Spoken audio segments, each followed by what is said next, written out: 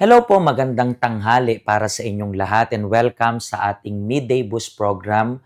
Ngayon pong araw ng Friday and we are preparing ourselves para sa weekend na rin. And as you know, tayo po ay nagpe-prepare para sa third Sunday ng journey towards Pentecost. And since nung Holy Week, tumanggap po kayo nitong oil na ito, di ba? And every day, we are anointing ourselves para sa purpose na matanggap yung pagbabago, matanggap yung Espiritu Santo na magdadala ng pagbabago sa ugali natin, sa way natin na mag-isip. That's why everyday wag niyo pong kakaligtaan.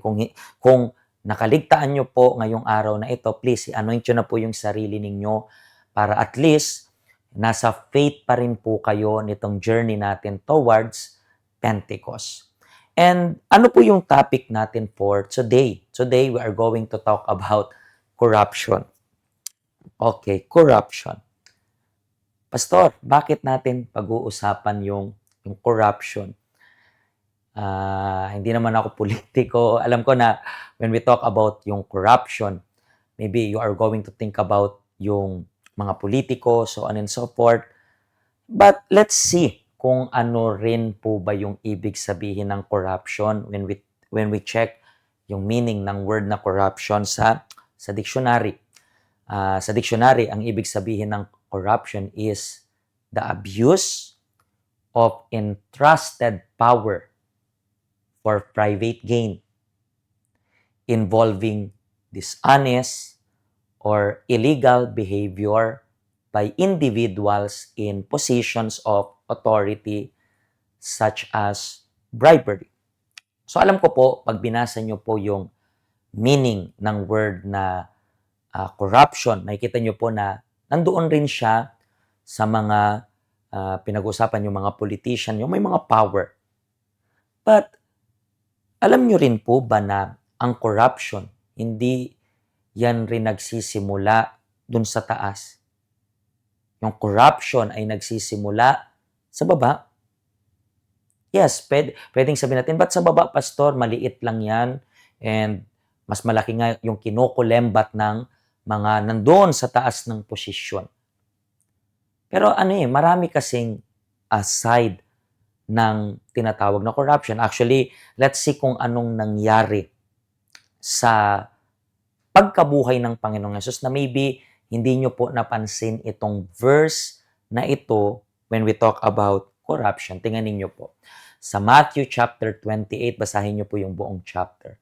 Madaling araw ng linggo, makalipas ang araw ng pamamahinga, pumunta sa libingan si Maria na taga Magdala kasama ang isa pang Maria upang tingnan ito.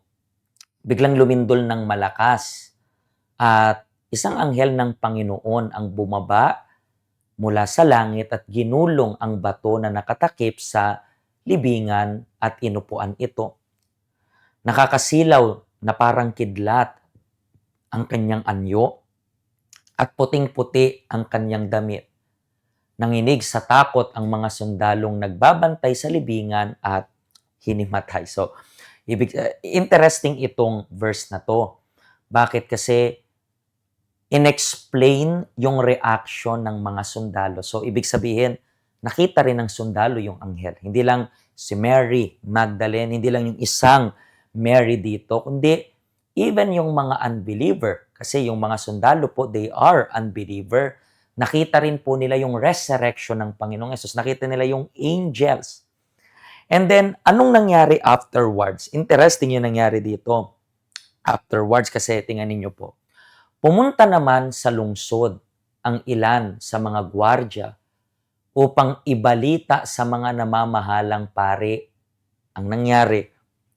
Matapos makipagpulong ng mga namamahalang pari sa mga pinuno ng mga Hudyo, sinuhulan nilang malaking halaga ang mga bantay. Sinabi nila sa mga bantay, ipamalita ninyo na habang natutulog kayo kagabi, dumating ang mga tagasunod ni Jesus at ninakaw ang kanyang bangkay. So, tingnan nyo po, yung religious leader dito, sila ay mga korap. Bakit? Kasi They are using yung power nila to convince itong mga sundalo na magsinungaling. Imagine niyo po, yung mga sundalo, nakita nila sa akto yung anghel na bumababa. Kaya, and then yung iba nga nakinig pa sa takot and then nahimatay.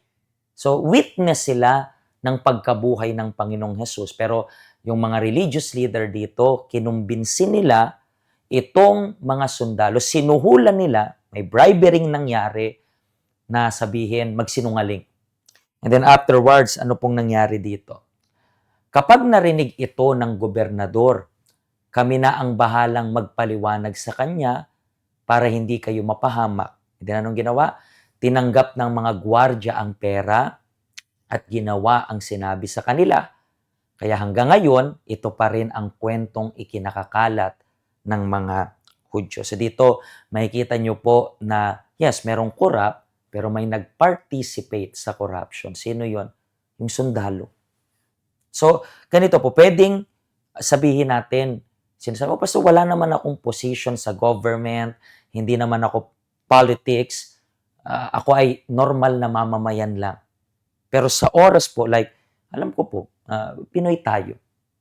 Alam natin, doon sa Philippines, na I remember na marami pong mga nakalagay na poster, wag fixer. Pero may mga tao pa rin na sila yung nagre-reklamong corrupt yung gobyerno, pero sila rin doon sa baba, nagfi-fixer sa anong tawag doon? Corruption rin. Kasi nagbabayad ka, nagbabribe ka, parang yung sa sundalong ito, nakipagkuntsabahan. And alam nyo po ba na pwede rin natin itong i-relate, whether you like it or not. Dito sa Hong Kong, ang dami pong mga issue ng money laundering. Money laundering. And, di ba, binabayaran kayo to open an account. So, anong nangyayari? Ang tawag rin po doon is bribery rin. Ha, Pastor? Sinabi nila kasi, but anyway, that's the reason why. I remember, I remember one time, yung nagbabautismo si John the Baptist, anong nangyari? May mga sundalo rin na gustong magpabautismo. And then, nung tinuturo ni Juan na dapat magsisi sa kasalanan, tinanong ng mga sundalong to, kami po, anong dapat naming gawin? Tinatanong niya yung patungkol sa pagsisisi. And let's read yung kwento na ito. Tingnan niyo, Lucas chapter 3 verse 14. May mga sundalo ring nagtanong sa kanya, kami naman po, anong dapat naming gawin? Sinagot niya sila, huwag kayong mangingikil sa mga tao, huwag kayong magparatang ng hindi totoo, makontento kayo sa mga sahod ninyo. Nung nabasa ko tong makontento kayo sa sahod ninyo, naalala ko yung mga kumakagat sa mga ganito. Hindi Pastor, kakulangan, nagkakautang kasi, so on and so forth. Yes, pwedeng maraming reason, pero kapag iisipin mo po ng maigi, wala naman sanang rason para magkautang. Wala rin sanang rason na tanggapin mo yung ibabayad, so open an account para maging biktima ka niyan. Kung makukontento ka lang sa sahod mo, hindi mo kakagatin yung offer na yun. Hindi pa so nagtiwala lang ako sa kaibigan. Okay, so this time, alam mo na kung ano yung tama. Ulitin ko, yung corruption is hindi lang yan para sa politics. Yung corruption, nagsisimula rin yan dun sa baba. So pag-isipan nyo po yung buhay mo, pwede hindi ikaw yung nangulembat, pero baka nag-participate ka dyan at ang tawag rin dyan ay corruption. Pastor, ayokong maniwala dyan. Okay, nasa inyo yung desisyon. Sinasabi ko lang sa inyo kung ano yung katotohanan. That's the reason why this coming weekend, we are preparing ourselves para sa third anointing. Ito po yung ating address. Ito rin po yung ating helpline kung kailangan nyo po ng information. Nandiyan rin po yung schedule natin. And if ever po natulungan kayo ng programs na ito, please, i-share nyo yung link para sa lahat para matulungan rin po sila. In this coming weekend, magkita-kita po tayo sa Health Center. At yung midday bus po ay magbabalik this coming Monday. And then I was thinking, kapag may binigay yung Diyos na direction, ay gonna still continue this coming Monday, okay? But if not, we are going to talk about new topic that related pa rin sa salvation ng kaluluwa natin. Magkita-kita po tayo this coming weekend dito sa church. At huwag niyo pong kalimutan dalhin yung anointing oil ninyo this coming weekend. Pagpalain po kayo ng Diyos.